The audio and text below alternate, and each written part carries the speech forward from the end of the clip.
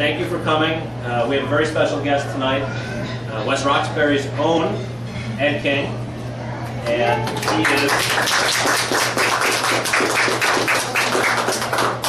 in Republican circles in Massachusetts, and I would say in Republican circles anywhere.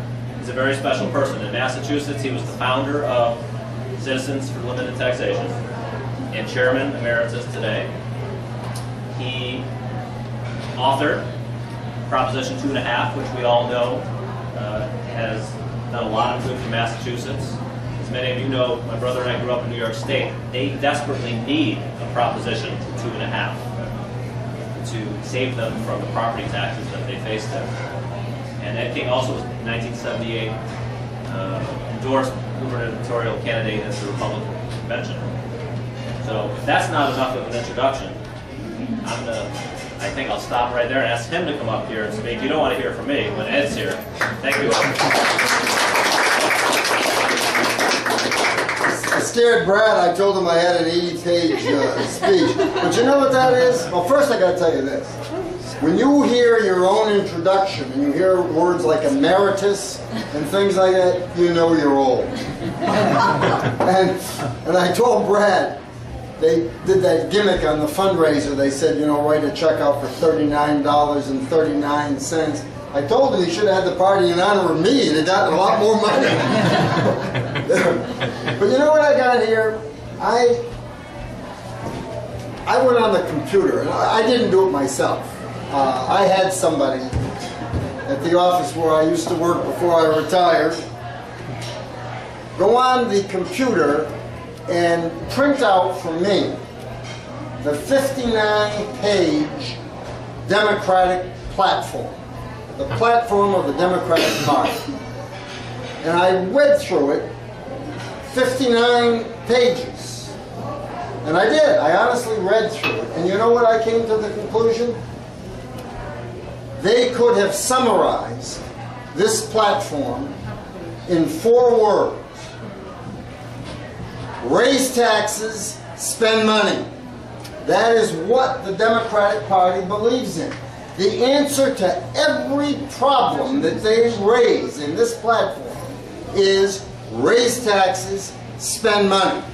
And no question about it, the Massachusetts legislature has got to be their star pupils because they know how to raise taxes and spend money. And if you think, and you might say, well, Ed King is a partisan, you know, he's spent his whole life in the Republican Party and he's being tough on the Democratic Party. Well, yeah, I am, but I want to prove my point to you. And this happened just a few weeks ago, and it is very important to the Senate campaign that Brad is running. A few weeks ago, apparently, I don't know exactly why, but apparently the Democrat leadership in the legislature was stung and hurt by people accusing them of being the party of tax and spend. And they decided, and this is not a joke, by the way, this really happened. They decided that they were going to have a meeting of some of the top Democrats. And the president of the Senate, Senator Murray, chaired this meeting, and she had several other Democrat senators come in. And they decided they were going to do something about this image of the party of spend and tax. And they were going to do something about wasteful commissions and committees and all of these programs that we have in state government. And at the end of several days of discussion and debate amongst these Democrat senators, guess what they came up with? They came up with a commission of 12 people with a paid staff and a paid executive director to go out and look for wasteful commissions. The Democrat answer to wasteful commissions is wasteful commissions. It's hard to even take them seriously, and wouldn't take them seriously if they weren't in charge. They're totally in charge. And that is one good thing that we have as members of the Republican Party We can't be blamed for anything in this state. Think about it. The governor is a Democrat. The lieutenant governor is a Democrat. The attorney general is a Democrat. The secretary of state is a Democrat. The treasurer is a Democrat. The auditor is a Democrat. The treasurer, I want to repeat, is a Democrat. Don't let him kid you. All right? The state senate is 35-5 Democrat. The House is overwhelmingly Democrat. You got to stay in the film. The governor's council is 100% Democrat.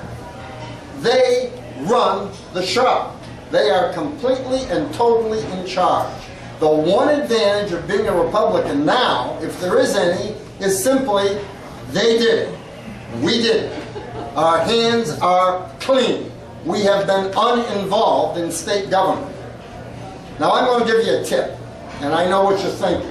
He ran for office and he lost. Why is he giving us a tip? Well, sometimes you have to get burned to know where the fire is. And I want to tell you, this is a year when Republicans do not have to apologize. We have nothing to apologize for. They did it. They own that increase in the sales tax. They own that increase in the income tax. They own the increase in everything they've done.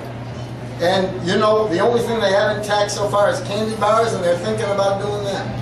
And I'm not kidding. They are thinking about a candy bar tax. Somebody once told me there was a senator who became a congressman out in western Massachusetts. His name is John Olver. He typified the Massachusetts State Senate when he was there. And somebody once said he's the only man that could slap a tax on a galloping horse. Now the entire Democrat-controlled legislature probably could slap the tax on a galloping horse. But one thing I will say about the Democrats, though, they have kept us with the tradition. You know, you've heard that old saying, things happen in threes. Huh? You all heard that. Well, the Democrats are playing right up to that.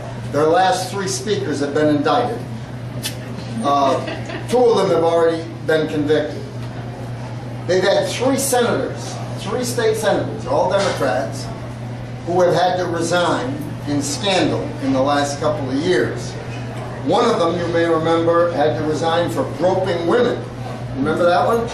And he resigned. Then another one resigned for stuffing a bribe into her bra. You remember that one? They caught her on, I'm not very good at this, but you know what I'm talking about. And the third one resigned for drinking and driving, causing an accident, and leaving the scene, right? Typical Democrats, they weren't well organized here. If they could have gotten together on this, the guy that likes groping women could have pushed the money into her bra for her. And then all of them could have gone out to drink and celebrate it. It would have worked a lot better. But being serious, this state is a perfect example of the liberal dream that becomes a nightmare when you let it run its course. The answer to everything, again, is tax and spend. That's all they know how to do. There is no other answer. There is no creativity, there's no debate, there's no discussion, there's no new ideas. And, you know, I always have, you can give a test to people. If people don't understand economics, they probably are Democrats. And that's one of the things that enticed me to get involved with Brad, is his economic background and his understanding of economics.